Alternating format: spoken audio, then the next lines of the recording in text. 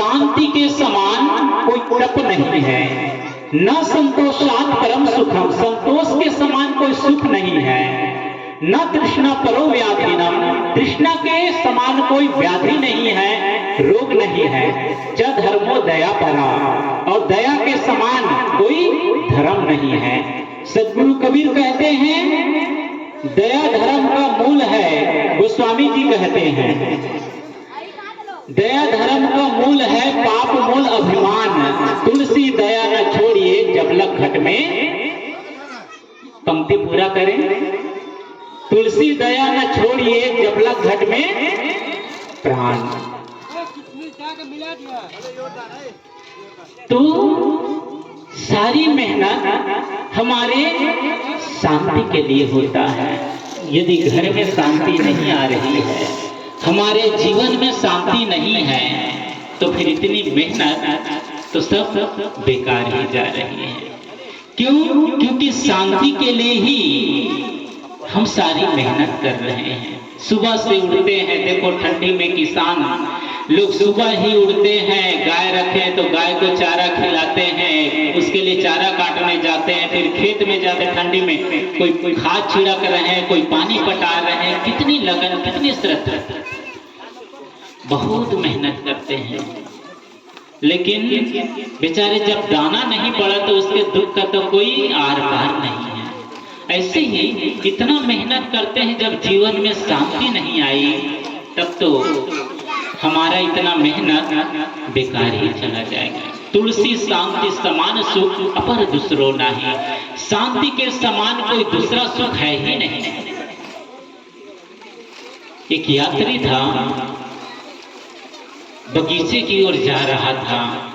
कुछ ही दूर में फूलों की बगीचा थी, उधर जा रहा था।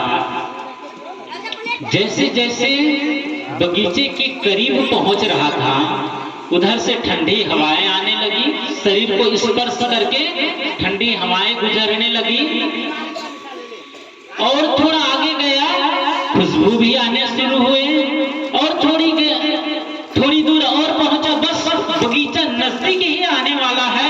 वैसे वैसे फूलों की ताजगी, फूलों की खुशबू आ रही है, और एहसास उसे होता है कि मैं सही दिशा में जा रहा हूं। क्यों? क्योंकि ये पैमाना है कि जिस दिशा में मैं जा रहा हूं उधर से फूलों की खुशबू आ रही है, ठंडी हवाएं आ रही, तो मेरी दिशा जीवन की ठीक है, मैं फुलवारी तक पहुंच ही जाऊंगा।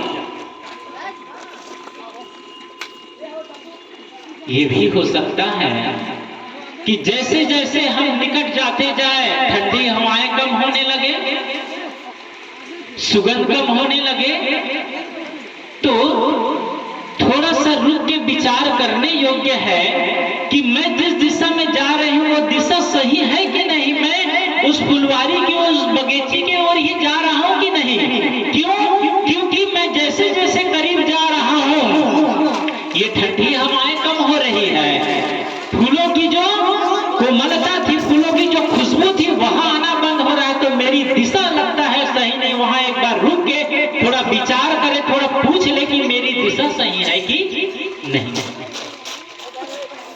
अब अपने जीवन की ओर देखें, हम अपने जीवन की ओर देखें कि हमारे जीवन में शांति बढ़ रही है कि नहीं, हमारे जीवन में आपस का प्रेम बढ़ रहा है कि नहीं, हमारा स्वभाव सुधर रहा है कि नहीं। जैसे कोई दुकानदार होता है तो दुकानदार दुकानदारी करता है, तो जिस दिन दुकानदारी अच्छी चली वह दुकानदार बहुत खुश होता है कि आज मेरी दुकानदारी अच्छी चली, आज अच्छी बिक्री हुई। 9-10 बजे भी अपने दुकान को बढ़ाता है ना, तो उसके चेहरे की प्रसन्नता देखिए कि आज मेरी दुकान बहुत अच्छी चली। और जिस दुकानदार की दुकान नहीं चली उसको देखिए, उसके चेहरे को, बेचारा मायूस दुखी रहेगा, क्योंकि आज बोहनी ही नहीं हुआ। दिन भर ऐसे मक्खी भगाते बैठे रहे। यदि हम अपने जीवन को सही ढंग से जी रहे हैं, तो जैसे जैसे बुढ़ापा करीब आ रहा है, वैसे वैसे मन की स्वस्थता बढ़ती जाएगी, वैसे वैसे प्रसन्नता बढ़ती जाएगी। क्यों? क्योंकि हमने अपने जीवन को सही ढंग से जिया, तो हमारे जीवन की प्रसन्नता बढ़ती जाएगी, हमारा स्वभाव सुंदर होने लगेगा, हमारी वाणी मिठास होने लगेगी,